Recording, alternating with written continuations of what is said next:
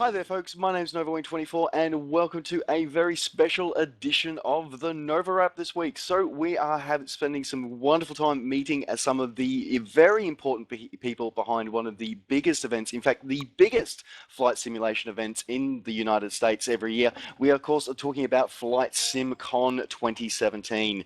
So today I'm going to be joined by some of the most important people behind this event, a truly awesome event. I was there last year, and yes, I am going to be there again this year. So we're going to be chatting today to Evan Reiter, Nicole Glander, and Philip Coyle. We're going to be chatting about some of the things that we're going to be seeing at FlightSimCon 2017, some of the new experiences that we're going to be having, and some of the things that you guys can look in, and how you too can come along and join in the experience. So, hi there, guys. Welcome along to this little chat today. Hello. Thanks for having us. No problems at all, Nicole. And Evan, you're there? Hello, thanks for having us. And I think we've got Phil hiding in the background somewhere, do we? Hey Tristan, thank you for having us here today. No problems at all, Phil. All right, guys. Well, I guess that's the thing. I mean, some of us, for those of us like myself who've been around before, of course, we know the awesomeness that is FlightSimCon. But to those who might have been hiding under a rock, do you want to tell us a little bit about what FlightSimCon is? Yes, this is the 5th annual FlightSimCon, and it will be on Saturday and Sunday, June 10 and 11 this year in Windsor Locks, Connecticut at the Sheraton Bradley Hotel at Bradley Airport. And so again, it's the 5th year, and it is a conference for flight simulation and aviation enthusiasts, and it's a great way for people from around the globe to get together rather than just talking online and actually be in person and be with other people in their communities and in the industry.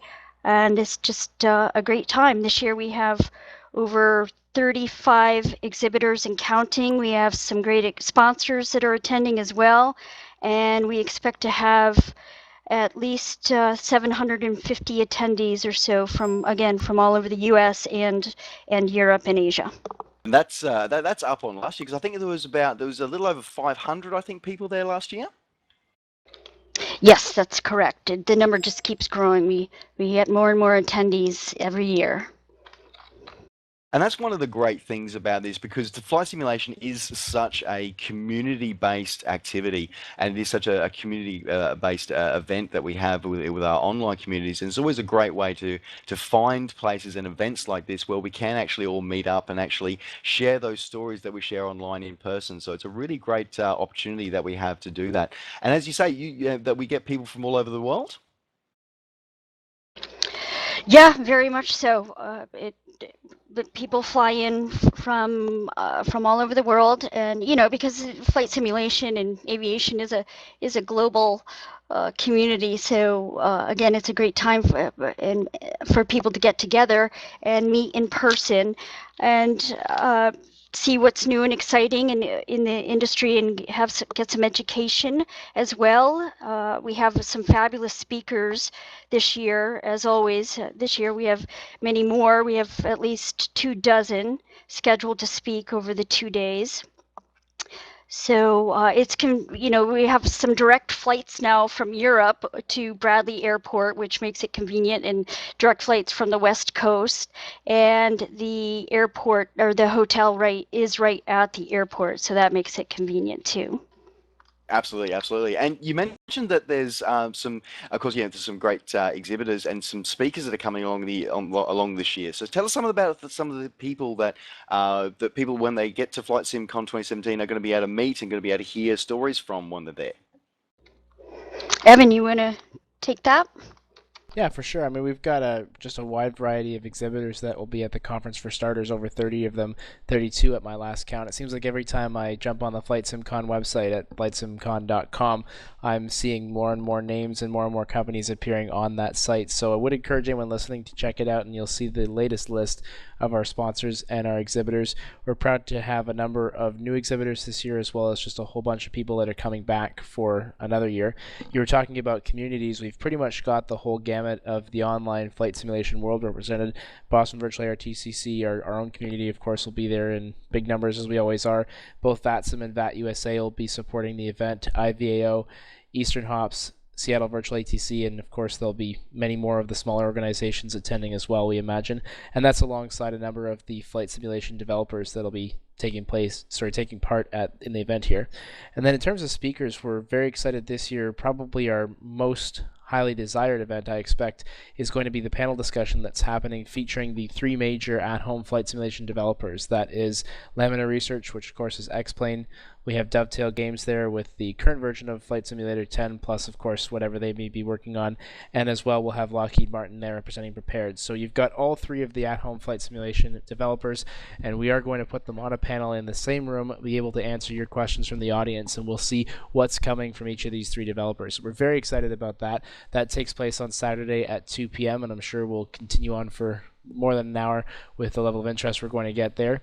We also are very excited to be featuring X-Plane. They're going to be doing a separate presentation immediately following that, talking about some of their latest developments, and they'll be releasing some information at the conference as well, which is very, very interesting to see. On top of that, of course, we always have a large amount of real-world aviation people attending the event, from pilots to dispatchers to people who have been part of the military. So it's a great, very widely varied set of speakers that we have this year. And again, all the information, the schedule of the speakers is available on our website. And I was going to say, I think that you're understating the fact a little bit by saying that it's going to be a popular panel, having X-Plane Lamina, having X-Plane Flight Simulator X and the future Flight Sim and Lockheed Martin's Prepared all in the same panel. I think that's almost like a clash of the titans. It really is. That's going to be an exciting event for sure. I feel bad for whoever has to moderate that. Yes, I think that's where I kind of, that is going to be one that I think is going to be more than just a highlight of the event, possibly a highlight for the flight simulation year of seeing that one go through. I think you're right. I don't think that's happened at any other conference, certainly that I can think of, and nothing that I've seen with any of the European conferences has got all three of them in the same room. So we're super excited. In fact, I've got an email chain going on with the three representatives right now, and we're just discussing some of the logistics. So very exciting to see how that's going to shape up. Yes. And we have a bigger seminar room this year, which is about twice as large as we've had in the past couple of years. So lots of room for folks to come in and listen. Nicole, it's actually great that you bring that up, because that's actually a question that I've been fielding from a few people who know of my experiences with FlightSimCon last year. And of course, with this year brings a new venue for FlightSimCon. So previously it was at the Air Museum near the airfield, but this year you've moved it. So you've moved it actually to the Sheraton, the Bradley International, which is, of course, very convenient because it's at the airport. So obviously flight sort of themed, but what is the reason for actually that shift in venue? Sort of why move it from somewhere that's very historically aviation significant to somewhere that is a hotel? Well, we've always had a great time at the New England Air Museum. We love having it there.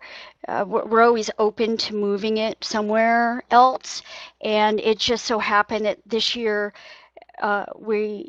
the museum is going under renovation, so it's taking a lot of the space that we normally would have used. So while they're in that operation, we decided to just move it a couple miles down the road to the Sheraton, which was always our host hotel for overnight rooms. And it just made sense because we are allowed to take over the whole hotel. There won't be any other group there. And for the folks who have stayed at the hotel before, they know that it is right on the tarmac, right alongside the tarmac. So you have great views of the airport, and so it's not your typical sort of boxy hotel where you're just stuck in rooms without any windows. And so a lot of our exhibit space has views. The ballroom is your typical ballroom, but it allows for a lot more space for our seminars, which we needed to do this year. We're, as we just said, we're growing quite a bit, so we want to accommodate people and make room for them, and we can fit a lot more exhibitors. And the museum is open to folks who want to take a minute to go over there. We will have some discounted prices for them. to go over at their leisure. There's nothing organized for anyone. You can just, go as you feel. You can take the hotel shuttle if that's open, if that's available, or take a taxi or an Uber. It's less than $10 to get over there and back. But we're really comfortable with the decision that we made this year, and I really think once people get there and they see it, they'll feel the same way. And I can definitely concur that, as you said, being right on the overlooking the gates and the operational runway, it does really still make it feel very much more than, say, your typical airport hotel. You actually do still feel part of the aviation experience. Evan, I remember us watching more than a few 737s taking off and landing last year. Yeah, you're right. I think for me, one of the biggest highlights, I always go a little bit early to the conference, usually a day early, and I just sort of sit in my hotel room and basically watch outside. You effectively have an air traffic control tower-like view of what's happening on the airport from the hotel. So it's a really interesting perspective. And our main exhibit area, which happens in Amelia's, those of you who were there last year remember that's where we did our social after the event. That entire room is basically just floor-to-ceiling windows on the one side looking right out over the tarmac. And so if you're the kind of person who loves watching airplanes, that's a great opportunity for you. It's a perfect setting. And for some people, I'm one of the weird people who I'm not that interested in seeing an older aircraft or seeing the vintage ones. I just want to see them fly. And so for me, this is even more on the airport and even more of an aviation type venue than the museum was last year. Although again, I'll always love being at the museum. It was a great place, and it certainly is the place where this conference got its start. Absolutely, absolutely. Now, of course, with all these new exhibitors and all these events and panels and discussions going on throughout the weekend, what's going to be some of the ways that people are going to be able to navigate their way around and actually be able to engage both with the panel and the experience, and also, of course, engaging with each other? I'll go ahead and jump in and take this one. So I think, like we were talking about earlier, one of the things that's unique with the flight simulation community is that it's mostly an online thing. People interact through forums and things, but they don't really very often get together and see face to face or talk with other people that are actually part of the community. So we've been seeing sort of responses in our post-event survey for the past couple of years, kind of around this issue. People have been saying that they would like ways to be able to sort of meet and greet other members that are going to be part of FlightSimCon easier. So we went ahead and this year partnered with Huva, which is an event app. So you can download it on your iPhone or Android. And that's going to be one of the main ways that we communicate with attendees both before and during the event. So you can expect things like announcements that actually get pushed to your phone during the event for upcoming seminars. We're going to be running a couple of events during the conference. So these are things like games, photo contests, if you upload a photo through Instagram or Twitter, caption contests, these kind of things. And of course, we'll have free giveaways as the prizes for those events. We'll also have an exhibitor map on the app in terms of where everybody's going to be. And of course, an agenda. You can do things like add, create a personal agenda based off of what different events we have to offer, so you can get automatic reminders and things on your phone.